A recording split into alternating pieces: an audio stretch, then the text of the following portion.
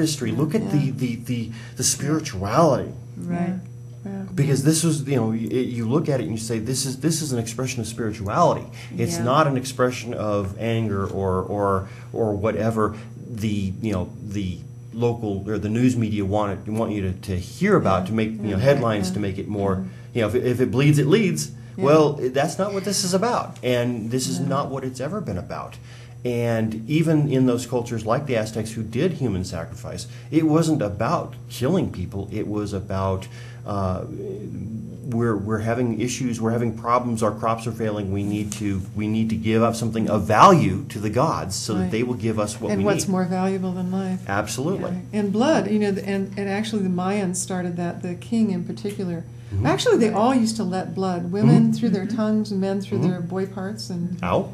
Yeah, I'm sure that's you think tongues don't hurt too? I'm thinking your tongue's going to hurt a lot less than other places. I wouldn't know. I can't speak to that, but yeah, and then look at Tlaloc. I mean, the rain god and kids, and but what is it that you have to do to appease the gods? I mean, the gods themselves in Aztec times killed themselves, and then were reborn. See, and this is something else that most people are not familiar with, don't understand. Most of us have all been raised in this Judeo-Christian atmosphere that God is timeless, He's eternal, and He always has been. He's a He. Has always been and always will be.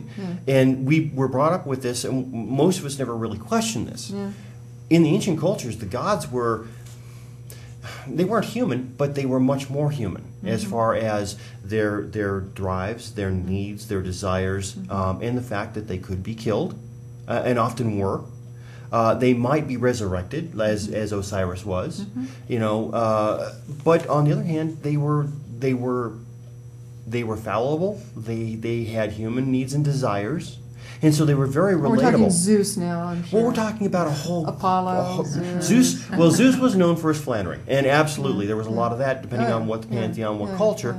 But even as far as Egyptian gods, you had, again, like, for example, Sekhmet, who was sent originally to kill humans, to kill off the population of the world, and ends up drinking herself into a drunken stupor.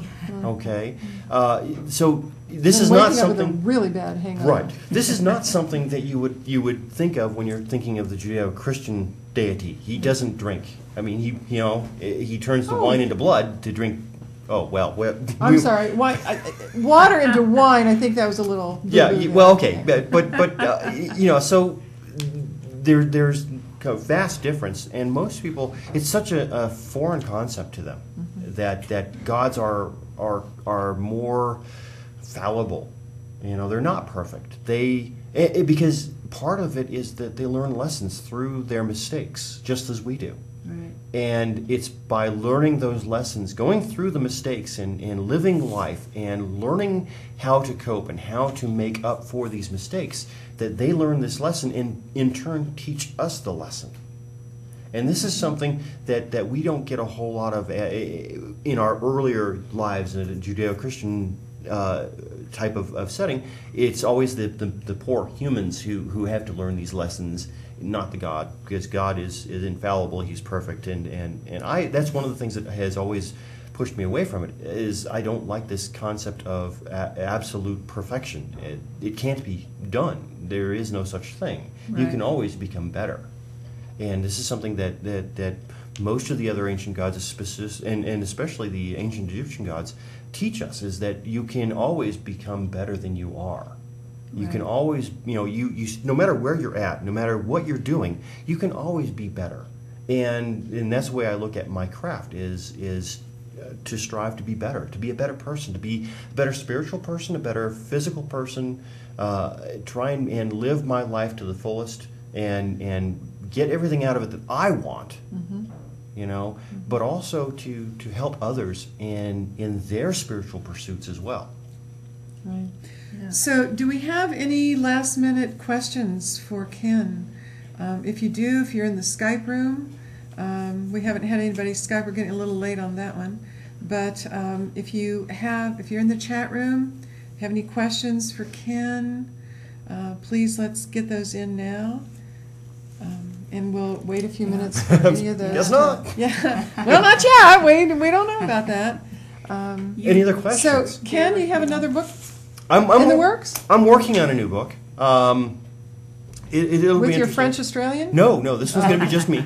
Okay. I'm working on a new book. It's going to be my course as I teach it to my students in witchcraft. Awesome. So like a 101? No, well, see, I look at a 101 as a 13-week overview course. Okay, sure. This is a full year and a day course. Okay, so kind of a 201. Yeah, 202. and Okay. it's going to be, the way I'm writing it is, instead of chapters, it's actually weekly lessons. Oh, so cool. instead of 12 or 15 chapters, it'll be 52 weekly lessons. Oh, wow. And I'm looking at creating a website around it so that, because one of the problems with a book is you can't ask it questions.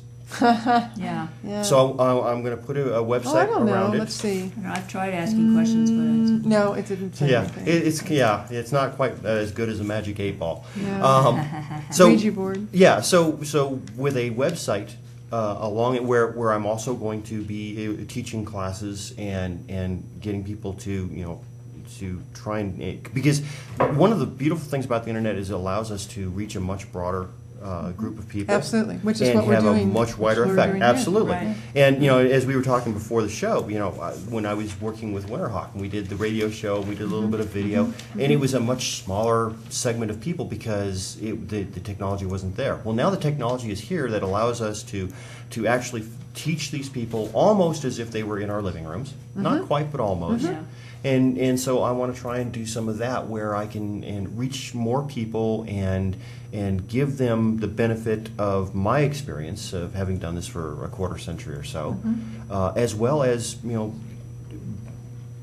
try and get to a point where they get past that first year and a day.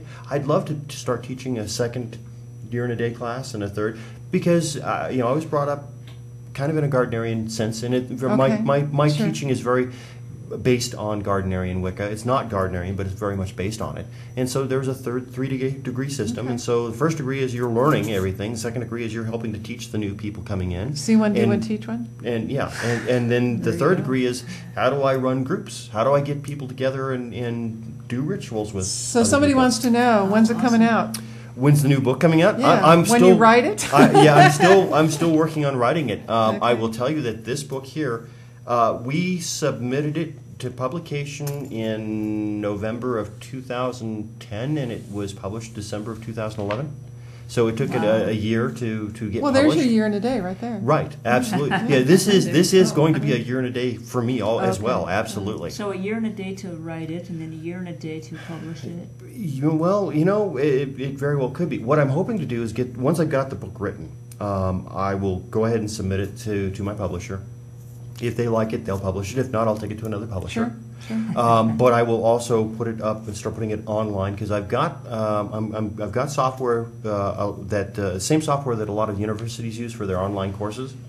I've got a domain Blackboard name. and Desire to Learn and those things. Yeah. I've got a domain name, and I've got some other software that allow people to have accounts, and so that we can set this up so that those who, because I'm only looking for serious students. Right. I find I've got too many friends who will teach anyone that comes along. Yeah, yeah. And while that's wonderful for them, I can't do that. I want somebody who really wants to learn. I'm looking for the serious student who knows this is what they want and is willing to put in the effort and the work to learn. Right. Because otherwise it's not worth my time and effort. And that may sound selfish, it may sound arrogant, but I spend a lot of time and effort learning what I know, and to pass it on, I want to pass it on to somebody who is willing to do that work. Right. And so I'm very, very picky about who I choose as a student. Well, so Ken, do you think that we could get you to come back on the show and then maybe Yes, talk more indeed. about that? And, Absolutely. And give us kind of an overview of that? Sure. And then we want to have your music on and Well, I I don't know about my music, but music. Yeah, we right. absolutely. I would love to come back and Super. help you guys out in any capacity, and certainly as a guest. All right. I enjoy being in front of the camera. In case you haven't been able to tell. Yes. All right. Is Well, there a I way wanna- to contact Ken with questions? Do you have a website up now? I do. You can go to cyberwitchcraft.com, and that's spelled CYBERWITCHCRAFT. ModernPaganTV.com. Go to the Contact Us button, and it'll give you a little form. If I've got, and it's funny, I've got two places. I've got a little box that says, "Tell us your most important question." Well, I can't answer back to that one. It just gives me the question. Your website's up there now. Cool. Yes, there it is. There it is. And so if you go to the contact button, which I believe is down at the bottom of the left-hand side, it will come up with a form that you can fill out, and it comes straight directly to me, and I will be more than happy to answer any questions you might have. And if people have problems getting you there, they can always email the show, and we'll pass it on to you, Ken. All right.